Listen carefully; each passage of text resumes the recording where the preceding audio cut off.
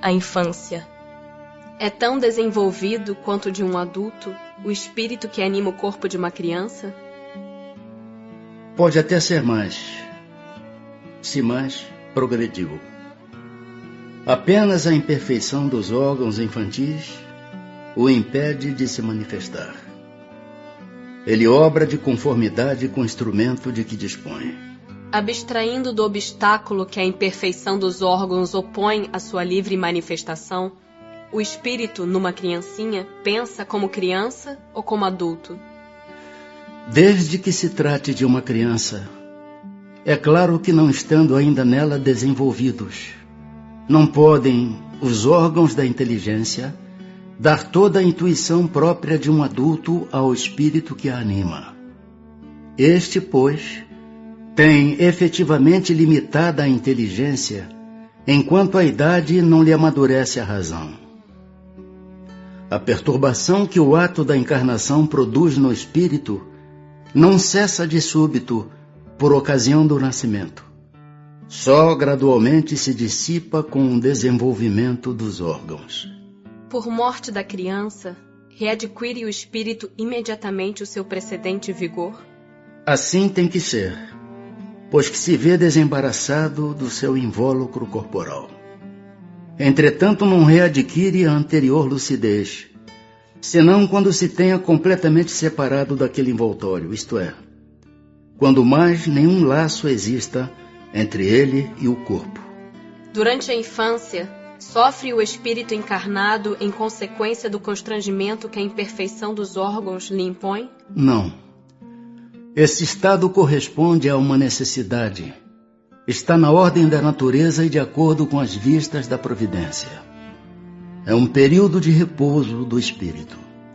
Qual, para este, a utilidade de passar pelo estado de infância?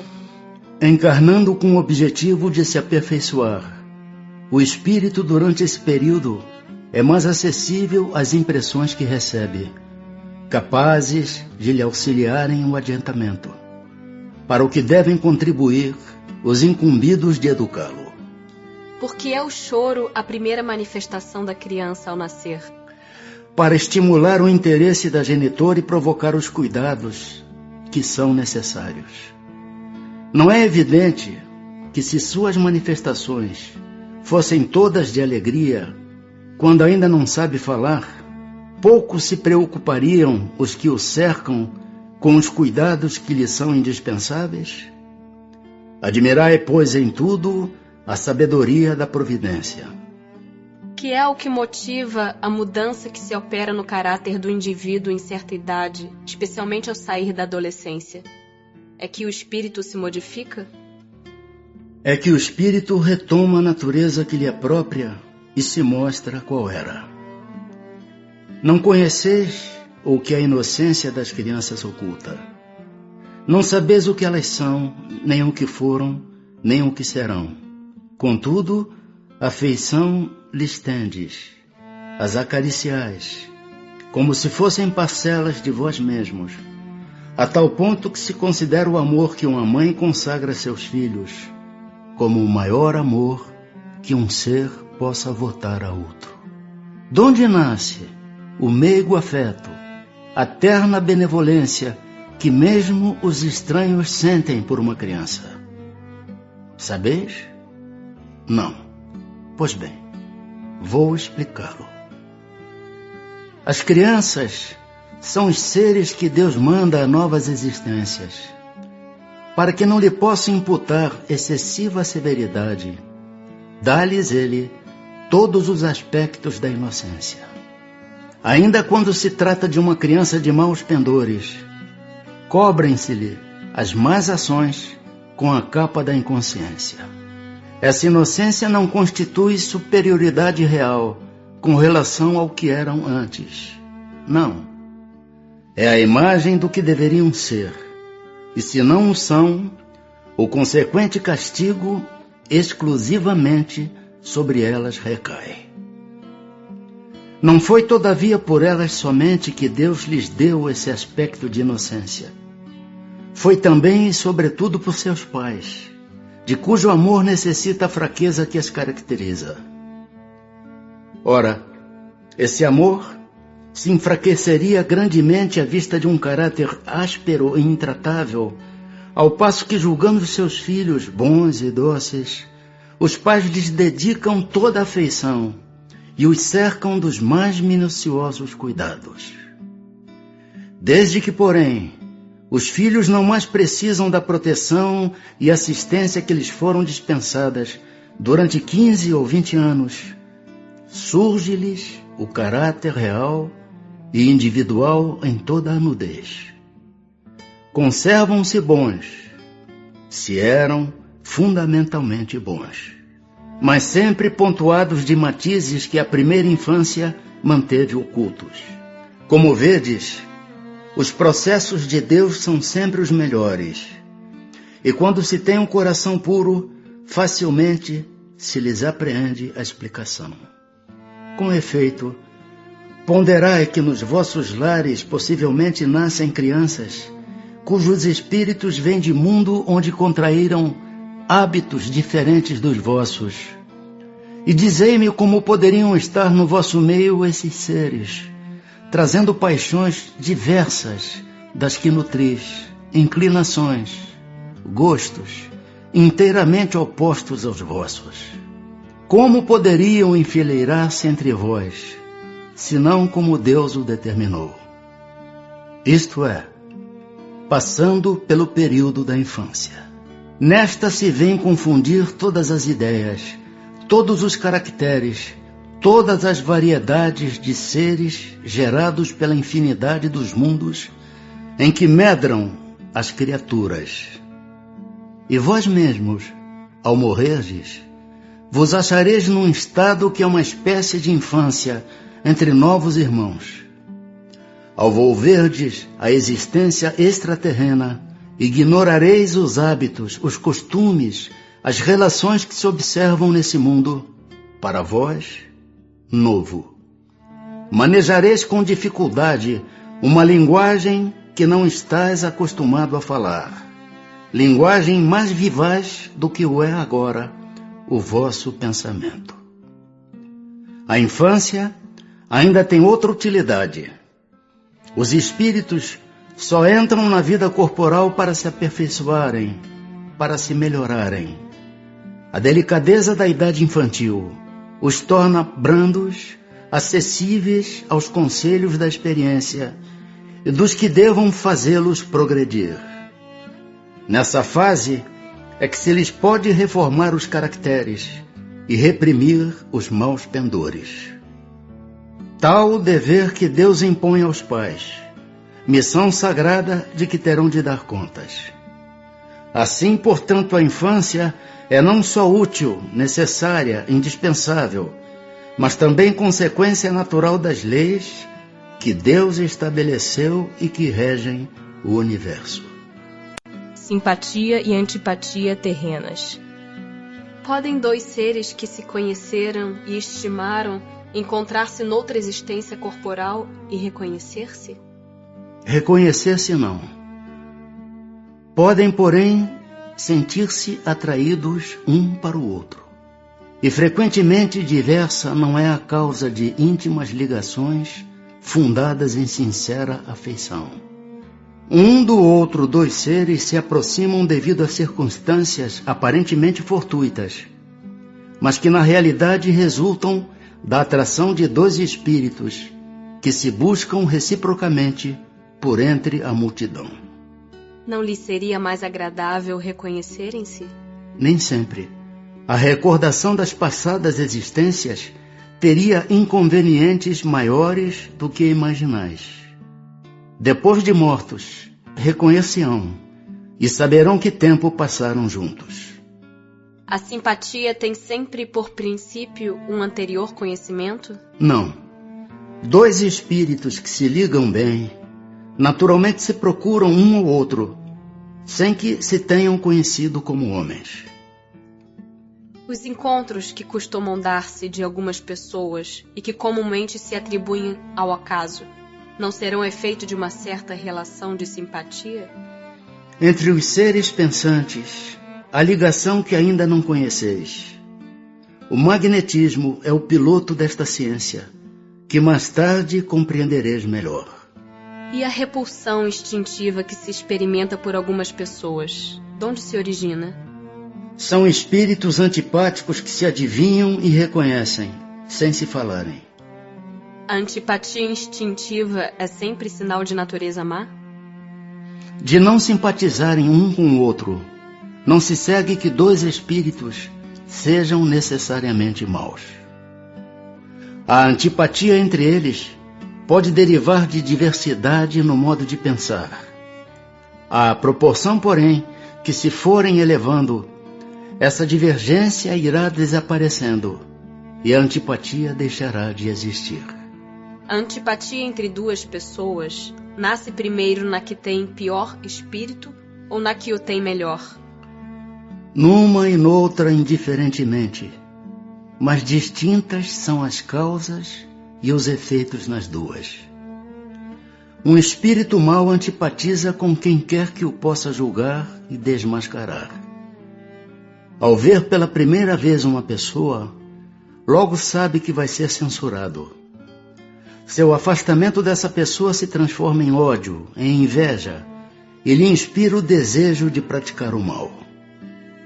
O bom espírito sente repulsão pelo mal, por saber que este o não compreenderá, e porque diferentes dos dele são os seus sentimentos.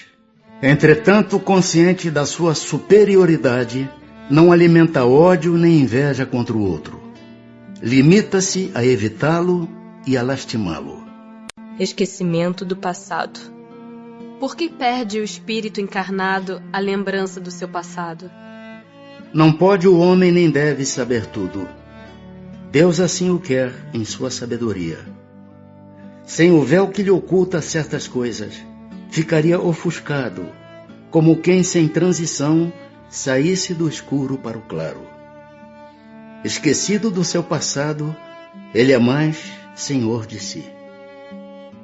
Como pode o homem ser responsável por atos e resgatar faltas de que não se lembra? Como pode aproveitar da experiência de vidas de que se esqueceu? Concebe-se que as tribulações da existência lhe servissem de lição se recordasse do que as tenha podido ocasionar. Desde que, porém, disso não se recorda, cada existência é para ele como se fosse a primeira, e eis que então está sempre a recomeçar. Como conciliar isto com a justiça de Deus? Em cada nova existência, o homem dispõe de mais inteligência e melhor pode distinguir o bem do mal. Onde o seu mérito, se lembrasse de todo o passado? Quando o espírito volta à vida anterior, à vida espírita, diante dos olhos se lhe estende toda a sua vida pretérita. Vê as faltas que cometeu e que deram causa ao seu sofrer, assim como de que modo as teria evitado. Reconhece justa a situação em que se acha e busca então uma existência capaz de reparar a que vem de transcorrer. Escolhe provas análogas às de que não soube aproveitar, ou as lutas que considere apropriadas ao seu adiantamento, e pede a espíritos que lhe são superiores que o ajudem na nova empresa que sobre si toma, ciente de que o espírito que lhe for dado por guia nessa outra existência se esforçará pelo levar a reparar suas faltas, dando-lhe uma espécie de intuição das faltas em que incorreu. Tendes essa intuição no pensamento, no desejo criminoso que frequentemente vos assalta e a que instintivamente resistis, atribuindo as mais das vezes essa resistência aos princípios que recebestes de vossos pais, quando é a voz da consciência que vos fala. Essa voz que é a lembrança do passado vos adverte para não recairdes nas faltas de que já vos fizestes culpados. Em a nova existência se sofre com coragem aquelas provas e resiste o espírito, se eleva e ascende na hierarquia dos espíritos ao voltar para o meio deles. Nos mundos mais elevados do que a Terra, onde os que os habitam não se veem premidos pelas necessidades físicas, pelas enfermidades que nos afligem, os homens compreendem que são mais felizes do que nós? Relativa é, em geral, a felicidade. Sentimos-la mediante comparação com um estado menos ditoso, visto que, em suma, alguns desses mundos, se bem melhores do que o nosso, ainda não atingiram o estado de perfeição.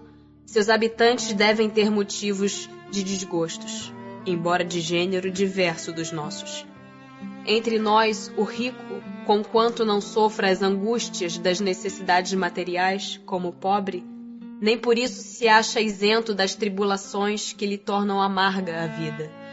Pergunto então, na situação em que se encontram, os habitantes desses mundos não se consideram tão infelizes quanto nós, na em que nos vemos, e não se lastimam da sorte, olvidados de existências inferiores que lhes sirvam de termos de comparação? Cabem aqui duas respostas distintas. Há mundos, entre os de que falas, cujos habitantes guardam lembrança clara e exata de suas existências passadas. Esses, compreendes, podem e sabem apreciar a felicidade de que Deus lhes permite fruir. Outros há, porém, cujos habitantes, achando-se, como dizes, em melhores condições do que vós na terra, não deixam de experimentar grandes desgostos, até desgraças. Esses não apreciam a felicidade de que gozam, pela mesma razão de não se recordarem de um estado mais infeliz. Entretanto, se não a apreciam como homens, apreciam-na como espíritos. Podemos ter algumas revelações a respeito de nossas vidas anteriores? Nem sempre. Contudo, muitos sabem o que foram e o que faziam. Se lhes permitisse dizê-lo abertamente, extraordinárias revelações fariam sobre o passado. Algumas pessoas julgam ter vaga recordação de um passado desconhecido, que se lhes apresenta como a imagem fugitiva de um sonho que em vão se tenta reter. Não há nisso simples ilusão? Algumas vezes é uma impressão real, mas também frequentemente não passa de mera ilusão, contra a qual precisa o homem pôr-se em guarda, porquanto pode ser efeito de superexcitada imaginação. Nas existências corpóreas de natureza mais elevada do que a nossa, é mais clara a lembrança das anteriores? Sim. À medida que o corpo se torna menos material, com mais exatidão o homem se lembra do seu passado. Esta lembrança, os que habitam os mundos de ordem superior, a têm mais nítida. Sendo os pendores instintivos uma reminiscência do seu passado, dar-se-á que, pelo estudo desses pendores, seja possível ao homem conhecer as faltas que cometeu? Até certo ponto, assim é. Preciso se torna, porém, levar em conta a melhora que se possa ter operado no espírito e as resoluções que ele haja tomado na erraticidade. Pode suceder que a existência atual seja muito melhor que a precedente. Poderá também ser pior? Isto é, poderá o espírito cometer numa existência faltas que não praticou em a precedente? Depende do seu adiantamento. Se não souber triunfar das provas, possivelmente será arrastado a novas faltas, consequentes então da posição que escolheu. Mas em geral, estas faltas denotam mais um estacionamento que um retrocesso, porquanto o espírito é suscetível de adiantar-se ou de parar, nunca, porém, de retroceder. Sendo as vicissitudes da vida corporal expiação das faltas do passado e, ao mesmo tempo, provas com vistas ao futuro, seguir-se-á que da natureza de tais vicissitudes se possa deduzir de que gênero foi a existência anterior? Muito frequentemente é isso possível, pois que cada um é punido naquilo por onde pecou.